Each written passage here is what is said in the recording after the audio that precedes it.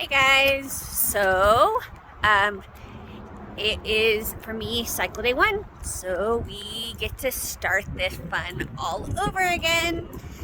I already called my clinic, and so now I am just waiting for them to call me back and see what we're gonna do. But I already know that we're probably going to be doing at least within. I gotta pick up a prescription probably tomorrow, Tuesday, and we're gonna get this going.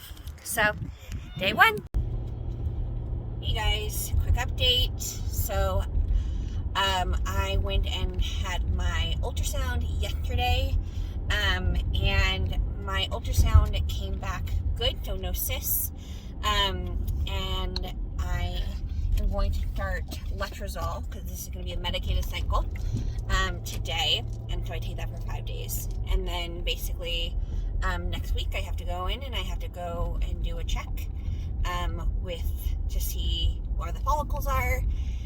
And yeah, and this is all going very quickly actually. This time it feels very rushed, which is a bit weird. But I'm excited. We'll see how this goes. We'll see how I respond to the letrozole. When I did the medicated cycle in July and I used Clomid, it helped the follicles, but I didn't really plump them up. I actually had to do a second round of Clomid because the follicles weren't quite as robust as we wanted to see. But I did get pregnant, so like I said, I've gotten pregnant both ways. I've gotten pregnant naturally with no medication, and I've gotten pregnant on medication. The difference between the one with medication is that I know for a fact that follicle was a follicle that was in size good. The one before, the one natural cycle, that follicle was actually quite small. So, yeah, that's where we are at. Getting to take meds again. Fun. Thanks for hanging out. Bye. So, I'm having a very unique IUI, IVF, single by choice issue, which is that once again, for the 3rd time, my sperm donor is not available. So, I have had 3 different sperm donors. So far I've had 4 IUIs with 3 different sperm donors. My first sperm donor I used twice. So I bought the first sperm in March, and then I bought, which is what we used for my first IUI, and then I bought the same sperm donor in May, and yeah. And then he wasn't available after. So I chose a different sperm donor from a different sperm bank. And then I went to go get sperm for my IUI last month, and he was not available. And then I was like, okay, I'll go back to my first sperm donor. And then my first sperm donor, it turns out he actually got diagnosed with diabetes, which actually has a genetic component to it. And 50% of people who have a parent, or 40 or 50% of people who have a parent with type 2 diabetes actually end up developing type 2 diabetes themselves. So I couldn't use my first donor again. Second donor wasn't available, so I chose a third donor. And he had a bunch of vials last month when I ordered. And so I was like, oh, he hopefully should have some vials for a while. Doesn't have any vials left. I am very frustrated right now. It's already an awkward enough thing to have a baby with a stranger. It's already weird enough. And for those who have been keeping track, if I used my first donor for the first one and I used the second donor for the second one, then basically that means I've had my 2 miscarriages, my 2 pregnancies were by 2 different donors. So this means that I have to find the 4th donor. It's weird. It's already a weird thing. And so it's a weird thing to go through 4 different guys. And the reason I'm going through 4 different guys is because I only buy a vial at a time. There are some people, like I was saying, that buy 4 or 5 vials at once. However, every one of those vials is, to ship it and everything, is about $1,400. So if you're doing the math, that is $1,400, and you do 3 of them, well, that's a couple $1,000. And that is on top of, they don't like mix all the vials together in one vial and then they do it a vial at a time. So essentially, like, say if I got pregnant the first time and I'd bought 3 vials, I can't give the vial back to the donor, to the sperm bank. I am now out thousands of dollars. Now, so, yeah, it's a unique IVF, IUI problem that I now have to find another donor, which is awesome. Yeah.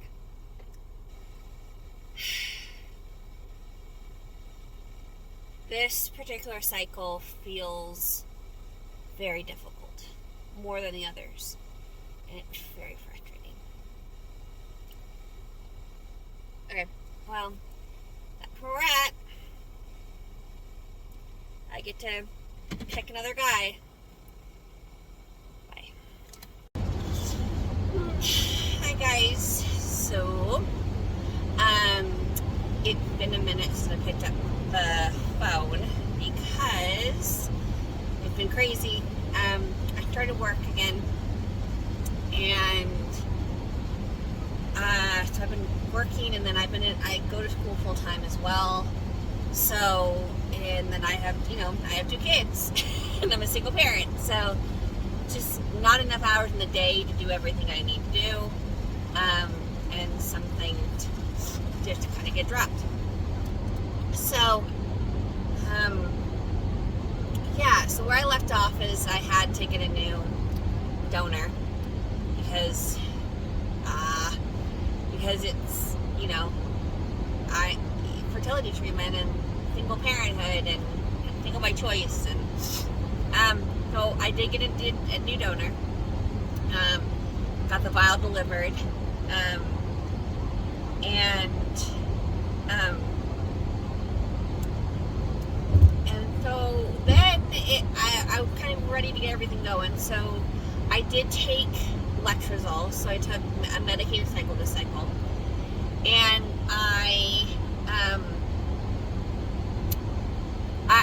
I was feeling really down about this cycle, actually, because I was supposed to start testing on the 14th, which was Monday, and I tested and it was low, which is normal, and then I went for my first follicle check, and the follicles were very small, like really small, and I kind of was like, okay.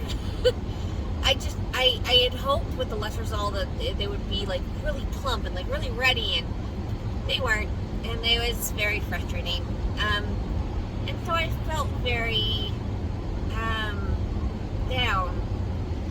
And then I kept testing last week, and it was still low. It kept being low, and I was just like, all right, well, that's great. And they even, after I did my follow-up check, they didn't even have me come in like another day. They're like, okay, don't come in until Saturday. I'm like, okay, that's kind of far. But it was very slow progressing, and so I felt very down. And then I started getting high fertility. So again, I use Clear Blue Easy. So if it's low fertility, you get a circle. If it's high fertility, you get a smiley face that's flashing. And if it's peak fertility, you get a smiley face that stays solid for 48 hours. And that's kind of about your 48-hour window to when you can get pregnant. So if you're trying to do it, trying to conceive naturally, that's when you know you really need to make sure you guys are doing what you got to do. Excuse me. In my instance, that means we have to do a trigger shot and we have to go and do an IUI. So I went on Saturday and the follicles still weren't ready. And I just kind of felt really down. I was like, oh great, they're small, and the way my fertility had gone, it's usually I have about 3 days of high fertility, and it's usually peak. So by Friday or Saturday, I'm so sorry, that had been my third day of high fertility. So I'm like, oh, tomorrow, Sunday, it's going to be peak, and we're going to have to do this on Monday. And then it was high fertility on Sunday, and I'm like, oh, okay. Well, I had another follicle check on Monday morning, and thankfully, they were great. One follicle, somehow over the weekend, they had plumped up, so one follicle was ready. The other follicle, because I have two, the other follicle was almost ready. So, like, oh, okay, that's awesome. But the catch was, it was Monday, and I was still high fertility, so I still hadn't peaked. Which meant that it was possible that I was going to have my IUI on Thanksgiving, because if I still had peak fertility on Tuesday, I would have triggered, and then 36 hours later, I would have had the IUI. So I would have triggered on Tuesday night, 36 hours later, Thursday morning, would have done the IUI. I really didn't want to do my IUI on Thanksgiving. A, because it's a holiday, and B, because, again, I'm a single mom. I don't get to sleep in very often. And this is like the one day I get to sleep in this week. So I didn't want to go on Thanksgiving, and it's the holiday, and then plus everyone's going to be traveling that day, and I going into a major city. I just didn't want to do it. So they had me test twice on Monday, just to make sure, and I didn't surge on Monday, so my only hope was if I surged Tuesday. And sure enough, on Tuesday morning, I tested and I peaked. So it's currently Wednesday morning, and I am currently on my way to get my IUI number 5. And I'm a lot more hopeful this time. I'm a lot more hopeful. Having the follicle that was ready, and then having the follicle that was almost ready really helped. Especially because when you trigger, you get a blast of HCG, and usually that can actually help. It actually will kind of help the follicle grow just a little bit more. So hopefully I get 2 chances, possibly. I mean, we don't know if the smaller one's going to release, but hopefully it does. I get 2 chances, one on each side. And hopefully with the HCG shot, that kind of got the smaller one, which was 16 on Monday, to hopefully now be about an 18 or 19, and the one on the left side, which is the bigger one, hopefully that grew to like a good 20, 21, which is what we want. A 22 is great. So yeah, that's where we're heading. We're heading to Denver, day before Thanksgiving, and then 2-week wait start today. So it'll be the first full week of December that I test. Yeah. And so I'm feeling a little bit more hopeful. We'll see. I've been drinking my red raspberry leaf tea, trying to get everything going, and I'll hopefully take it easy the next couple weeks as much as I can. And hopefully this little one they're gonna be a little one. I don't know if hopefully maybe there'll be 2 little ones. I don't know. We'll see. But heading to Denver, I'll get the sperm stats when I get there to see how good they are. I've been very lucky with my sperm donors. They've all had very good sperm, and they've all been, really good morphology, really good count per million. Just they're really good sample. The problem with frozen sperm is they're frozen, so they're kind of like putting them. They're kind of shocked, right? And so you unthaw them. A lot of them die. B, they kind of lose some of their virality because they're not, they've been frozen. But I've been very lucky that most of the ones that I've had so far, they've woken up pretty well, and they've come out of the cold pretty well and move. So yeah, headed into that dreaded 2-week wait again, which I've gotten very used to. It's the holiday. I'm moving houses, so that's been my thing. So right now it trying to relax the next 2 weeks, trying to be as little stress as possible, and going from there.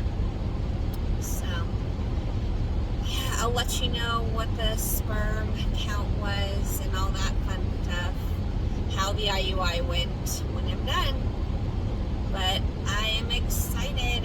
I'm feeling good. I did decide this time, though, I'm also going to go and I'm going to get my genetic testing done.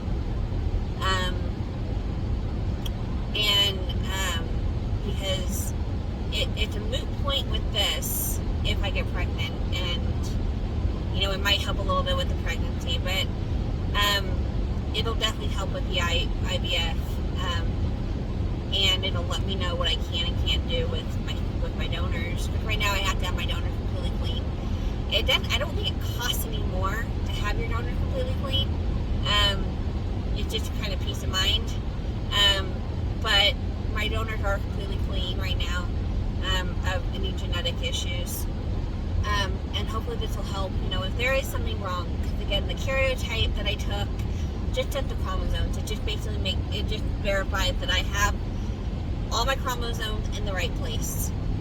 So this will tell me if I have anything genetically that may be helping me not get pregnant. And then how to counteract that. And I haven't done it before. I know the 5th one, so why have I waited until 5? It's always just kind of been a timing. And, with my first IUI in April, I didn't think I needed it. I have a pretty clean family history. That nobody in my family has a genetic disorder. And, that we know of. And then with, when that one failed, it was like, okay, well, you have to wait 2 weeks to do it. And then I went right back into it. Well, it takes 2 to 3 weeks for them to get the result back. So if you wait 2 to 3 weeks, you have to skip the cycle. So then I didn't want to do that. So then I got pregnant. And then and then it was the same thing again. It was like, okay, well, we're right back into it. And then when I had my last miscarriage, we were doing all the tests. We were doing the blood tests. We were doing the karyotype. And so I kind of wanted to wait until I knew what those said, because those are covered by insurance, whereas the genetic testing is actually not covered by insurance. So I wanted to see what they said, and then when they all came back normal, we were right back into it. We were right back into, okay, IUI number 4, and then kind of the same thing. It kind of went, okay, IUI number 4 didn't work, all right, let's kind of go into IUI number 5. So I know that if this doesn't work, I know that IVF is still at minimum a month. I mean, from December. I know IUI is at minimum a month and a half to 2 months away, because you have to go through all the stuff. You have to go through all the pre-stuff, and then usually they put you on medication for at least a month to sync up your cycle, because with IVF you have to control your cycle even more than you do with IUI. And so I know I'll have time. And hopefully by the time, I'm going to get it done today, so hopefully by the time I get my I get a positive pregnancy test, we'll know, and then I'll also know for any future children I ever decide to have naturally. And then obviously if heaven forbid this doesn't take, because it will, with IVF we know kind of we know exactly if there's something going on.